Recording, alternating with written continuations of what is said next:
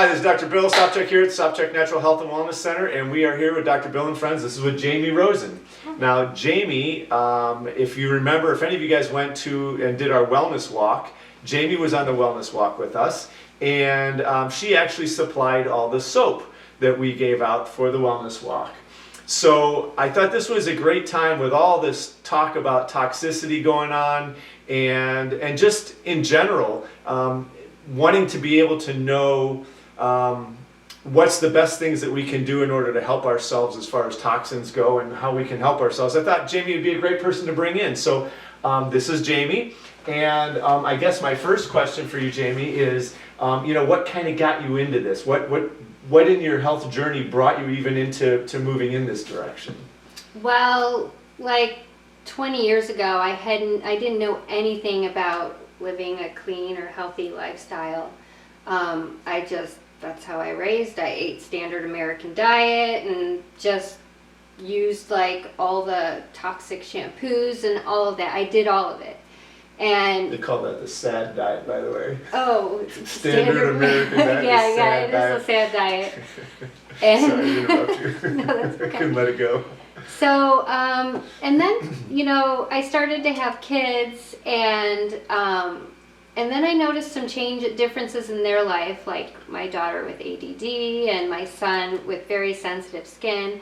And then I was diagnosed with Lyme disease, and that drastically changed a lot. And I started to see how living a cleaner lifestyle really could benefit my family. So I have this thing about me where I like to research everything and know exactly what I'm doing and why I'm doing it. And so the soap business actually began as a homeschool project, because I homeschool my kids, and it started as it was like a science lab, and it actually turned out to be so much fun that I just got more into it. My kids not so much, but I experimented more with using different natural things for colorants and stuff, and no fragrances, no chemicals or anything like that, and just experimenting with essential oils for scents and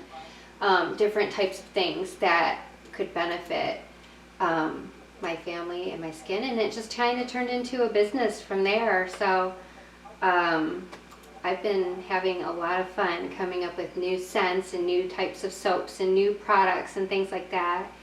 And Dr. Bill has been gracious enough to let me have my soap up here at the office, and we're pretty excited about that. Yeah, so we have a lot of soap up here. If you haven't paid attention to it, there's a display that she has of her different soaps, and there are all kinds of different soaps. They are there's a detoxifying soap, there's a whole bunch of different kinds of soaps. So I don't know if you want to talk a little bit about some of those, because the thing is how do I know, do I just go by the smell, which one I like, or are there times when I should use one as opposed to another that might be better for me?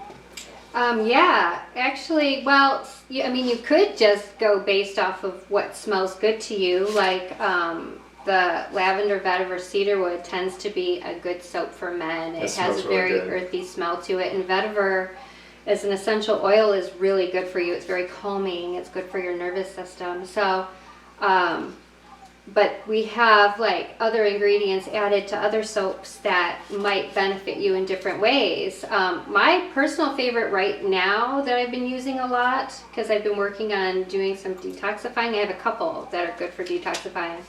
But the citrus poppy seed, it has orange and lemon essential oil in it, which I love, the citrus. But it also has poppy seeds added. So when you use the soap and you scrub it on your body, it actually exfoliates your skin. So it like sloughs off those dead skin cells, and it makes your skin very smooth, and it helps to get rid of like stretch marks and stuff like that. And it so I've been really liking this one lately. So that would be a good one to do after a pregnancy, or what about guys who work out and they get any guys that are listening who work out and you get the stretch marks from your muscles getting too big? That would be that would be a good one for that. And then all of my soaps have shea butter in them, and shea butter is so good for your skin, and castor oil and olive oil and other ingredients. But the oils, and there's extra fat added, so it's extra moisturizing for your skin too. So this has that extra fat in it to help moisturize and kind of lock in that moisture. I know that one. I've just been doing that one for the last 4 weeks. Yeah, the detox one I love. This is a great one for skin blemishes or acne. It has aloe in it, which helps for moisturizing and healing the skin, but it also has tea tree oil in there. Tea tree oil is antifungal, antibacterial. It's great for acne. And lavender, which is calming and very gentle on the skin. But this soap also has, if you can see the color, it has activated charcoal, and then there's also rose clay in there. And what makes this soap so good is those two, the clay and the charcoal, are things that absorb toxins. So if you use the soap on your body, it's going to help to draw those toxins out of your body. So if you've had a really rigorous workout, this is an awesome soap to use. It will help to finish pulling those toxins out. And if you who have done the purification with us, that was the soap that we were talking about was the detox soap to use while you were doing the detox balance or the purification. Yeah, and so this one, oh man, I can't remember what I was going to say about it. Sorry. No, that's okay. I can't remember now. Anyway, it's a great soap for detoxification. And then this one, actually, I'm bringing this one tonight, so it'll be here tomorrow, is the matcha lemongrass. So matcha green tea is high in antioxidants, and it's really good for your skin too, and your body, internally and externally. So this is a new one. It's lemongrass, which is, I think, a nice calming scent. So a lot of people like that one. I think lemongrass keeps the mosquitoes away too, so that might be a good one to use in the summertime, right? Uh-huh. Yeah, that's true, it does. And then this is probably one of my biggest sellers, is the lavender oat, and I also have a lavender vanilla oat, because it has a lot of beneficial properties in it. So it has like the shea butter and all of that all of the soaps have in it, but it also has the added benefit of colloidal oats, which is really good for your skin. It helps with rashes and stuff like that. So this would probably be a good one for like eczema type issues or psoriasis. This would be a good bar. It has raw honey in it. So raw honey has enzymes in it that are very healing. And so it has the raw honey, the colloidal oats, and then the shea butter and all that. So this is a really good moisturizing bar if you have dry skin or if you have skin issues. This one is good. Lavender is also very calming, so as long as you don't have an allergy to lavender, this is a good one. And if you do, we can release that for you. Just out of curiosity, is that your own honey? Because aren't you guys... I don't currently have living bees right now, so I do have a little bit of honey left from our bees, but I'm saving. They got wiped out. Yeah, so I buy raw honey from the health food store. Okay. So I think it was colony collapse disorder. So we had 3 thriving hives. We checked on them in January and they were doing really well. And then 2 months later, the hives were empty. Huh. And the bees were gone, but they left all their honey behind. It was really strange. Interesting. So I wonder, now, this we're talking about toxins. There's also electromagnetic toxins, and I'm just wondering how much 5G is playing a role with these bees, because when you've got that high frequency and the bees use frequencies in order to know where their home is, I'm just wondering if that messes them up to the point where they don't know where their house is anymore. No, I do think that the 5G has something to do with it. I mean, it's really hard to keep bees alive in this climate, in this area. 5G is a big factor in it. I do think that has a lot to do with it. And then also the weed killer and all the spraying that happens. Now, where do you get your honey from? I get my honey at the health food store at Heartland. I usually get mine from Sages. Oh, okay. Yeah, there's a guy in Hamden that has his there. Yeah. So hopefully, I mean, we're my friend and I, who were beekeeping buddies, we're taking a little break, so we might be doing it again in the future. But right now, we don't have any left. Yep. Gotten stung plenty. Yeah, but I will say, honeybees in general are a lot friendlier than yellow jackets. Right. So they don't want to sting you, but sometimes they do. So, yeah. Yeah, we've got some stories we could tell about that. All right, what else? But talking about the honey, another great soap I have here is my goat's milk and honey. And this bar, I don't scent it with any essential oils. It is just goat's milk and then raw honey, along with the shea butter and the castor oil and the other oils that are in this. But this is a very gentle bar. Goat's milk is awesome for your skin, and then the honey is as well. So this is a good one for people who are sensitive. Just like sensitive skin people, this one would be good, or the goat's milk and honey would be good. We also have a Castile bar, which is straight olive oil. That's it. It's olive oil and lye, and so it's been saponified. So all that's in it is water and a saponified olive oil. So that's also good for people with skin issues. And then a popular one I have is the orange patchouli. People either love patchouli or they hate it. And this has calendula in it, and calendula is healing for the skin. So this one, people love it or they hate it, but it smells, I like the smell of patchouli, so personally I like that one. So that's good. So I know that maybe you guys have some questions about the different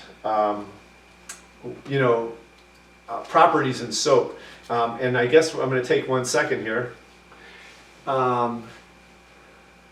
Let's see. I love the rose clay activated charcoal soap. It's my favorite. And then there was some people complaining about somebody having their microphone on, but I think I got it off. One of the things that you have to realize when you're putting things on your body is that whether it be soap or shampoo or spray that you put in your hair, or the cleansers that you use on your face, you really need to look and see what is actually in these products. And that's the nice thing about this soap, is that it doesn't have any of this stuff. So look for something that says SLS, sodium lauryl sulfate. Look for something that says PEG, propylene ethyl glycol. And that's just 2 of them off the top of my head right now. But the higher the PEG, the higher the number, the worse it is. And I can't think what else is usually in soaps. I brought a popular soap that Dove. that people love, Dove. Just read the ingredients that were in it, and I was like, I didn't bring my. Hey, you want to try these? I forgot them at home. Oh, I can see. Sodium lauryl Sulfate, right? Isethionate, Okay. Stearic acid, which I think that's for coloring, lauric acid, sodium olenate, water, so that ingredient at least we know, sodium isethionate, sodium stearate, coca midopropyl betaine, fragrance, sodium laurate, tetrasodium etyrene, tetrasodium EDTA, sodium chloride, kaolin, or titanium dioxide. That's for color, the titanium dioxide. So were any of those things natural? I mean, the water and then the kaolin. But they said kaolin or titanium dioxide. So the kaolin they use for color, because I use kaolin clay, and there's kaolin clay in this one. It's a type of clay. So those are the only 2 things in there that looked like. and there had to be, what, 15, 20 ingredients? And the other thing about fragrances, I don't know if you guys know about fragrances. When it says fragrance, most fragrances come from animal urine. I don't know if you knew that or not, but. I did not know that. So, yeah. So not something that I, so fragrance, you don't really know exactly what all's in there. It's kind of like when you eat food and it says natural flavors. You know, what does that mean? Well, I was looking at a bar of soap in the store earlier today, and it had like red dye number 5. It had like Right. 3 different types of dyes in it, and we know it's terrible to eat those dyes, and they have such a bad effect on us. And our skin absorbs what we put on it. It's our largest organ, and so it's like with food, you have to be careful about what you're eating, what you're putting on your body. Your body absorbs that too. So it's important to know what you're putting on yourself. Yeah. And if you don't believe that you absorb things, then think about those patches that they put on you, you know, a cortisone patch or whatever. Those patches are drugs, and they just happen to take a pathway through your skin because, as she said, your skin is your largest, actually, detoxifying organ. Maybe not the biggest as far as action-wise, but it is the largest. And so when we put stuff on our body, we have problems. I mean, look at right now. There's a lot of problems with the train wreck in Palestine. Okay, in East Palestine, and so all these toxins are getting all over things, and people's dogs and animals in the area, the cattle, the fish, everything's dying out there. And OSHA, actually, some people that used to work for OSHA went there, and they actually said, do not let your babies crawl on the floor. Wow, I didn't hear that. Because that vinyl I dioxide is went into- everywhere. And actually, I just saw a video yesterday of places in Canada. So when that big plume went off, there's places in Canada that you can see all these different, it looks like a rainbow effect, but it's all these different oils and chemicals that are in the water on the road. So it's not just limited to East Palestine. That stuff is moving, and so it's not a good thing. No, it's not, and I think we have to do our best to try to minimize our toxic load as much as we can, whether it be choosing organic when you're buying your groceries or when you're buying your body products, and you know, knowing what's in those things. And then there are things you can do to try to keep your body detoxing. You know, you can use certain things to help your body to detoxify, like doing the detoxifying foot baths and Right. Stuff like that, and you know, using like detox soap. So those things can help aid in. We're being so inundated with toxins on a daily basis without even the train derailment, like just in our regular air. And now with what's going on with this train derailment, it's like a whole new. So we really want to try to Aspects, detoxify ourselves as best as we can. And a lot of us just did the purification and the detox balance. If anybody's interested in that, let us know.